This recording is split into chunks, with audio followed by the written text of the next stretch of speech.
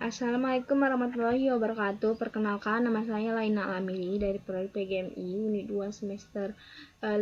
Di sini saya akan menjelaskan tentang kandungan surah Al-Kafirun. Yang mana yang pertama itu arti surat dari Al-Kafirun. Ya, sebelumnya saya akan membaca dulu ayat surah Al-Kafirun. Bismillahirrahmanirrahim. Qul ya ayyuhal kafirun la a'budu ma ta'budun wa la antum abiduna ma a'bud wa la ana abidun ma abattum wala antum abiduna ma a'bud lakum dinukum waliyadin. Nah, yang mana artinya, katakanlah wahai Muhammad, wahai orang-orang kafir, aku tidak sembah apa yang kamu sembah, dan kamu bukannya penyembah Tuhan yang aku sembah, dan aku bukannya penyembah Tuhan yang kamu sembah, dan kamu juga bukannya penyembah Tuhan yang aku sembah. Next. Nah, surah Al-Kafir ini terdiri dari 6 surah. Surah yang termasuk golongan dari surah-surah Al-Makkiyah, diturunkan sesuai surah Al-Ma'un. Nah, surah Al-Kafir ini tergolong sebagai surah pendek, yaitu mempunyai ayat-ayat pendek dengan ciri-ciri tahzir, yaitu mewanti-wanti, tazkir, memberi peringatan, dan tahwif, menakut-nakuti. Nah, Al-Kafirun ini dinilai sebagai ulama sebagai wahyu ke-17 yang diterima oleh Nabi Muhammad. Wahyu ke-16 adalah surah Al-Ma'un di dalam Mushaf Al-Quran. Surah ini merupakan surah ke-109 sebelum surah Al-Kautsar.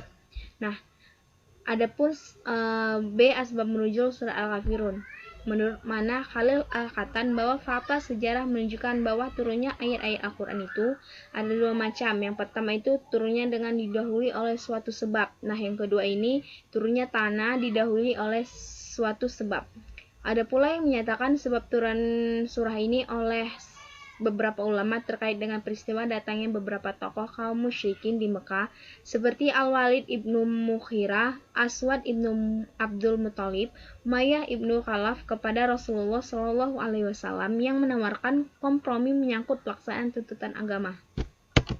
Nah, selanjutnya sebab turun surah ini memberikan pemahaman berupa adanya usul kaum musyrikin tersebut yang ditolak oleh Rasulullah Shallallahu Alaihi Wasallam. Karena tidak mungkin dan tidak logis terjadi penyatuan agama-agama, jadi setiap agama berbeda dengan agama yang lain, baik ajarannya maupun perinciannya. Nah, oleh sebab itu tidak mungkin perbedaan-perbedaan itu digabungkan dalam jiwa seseorang yang tulus terhadap agama dan keyakinannya mereka masing-masing.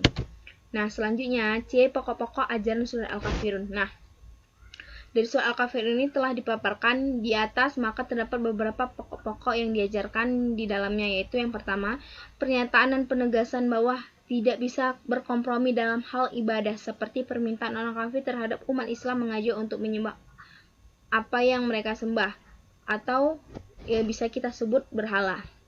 Yang kedua itu ajakan toleransi dalam hal penghormatan atas keyakinan beragama dan berkepercayaan yang berbeda. Yang ketiga itu relasi hubungan antara pemeluk agama. Dan yang keempat itu eksistensi agama dan keyakinan beragama bagi kaum agama kamu dan bagiku agamaku. Sehingga dengan demikian masing-masing pihak dapat melaksanakan apa yang dianggapnya benar dan baik.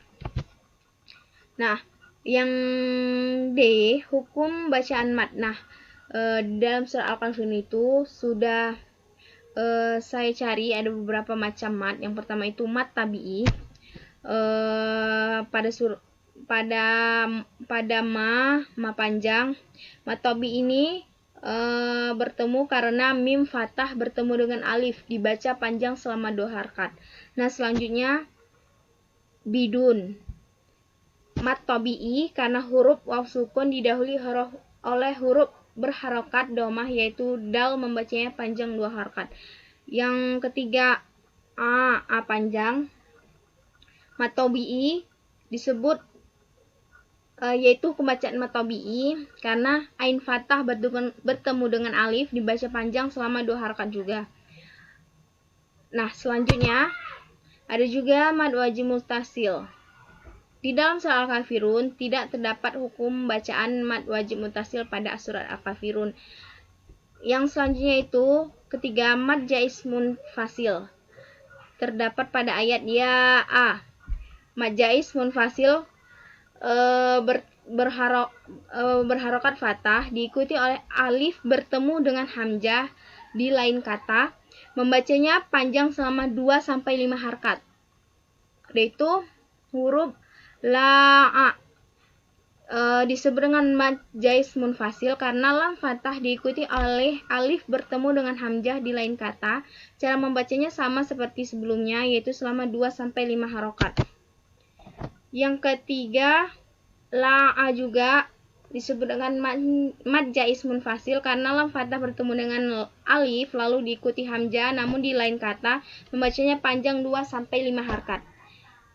Satu lagi, ma'a disebut dengan mad jaiz munfasil karena huruf mad yaitu mim fathah bertemu dengan alif dan diikuti hamzah namun lain kata.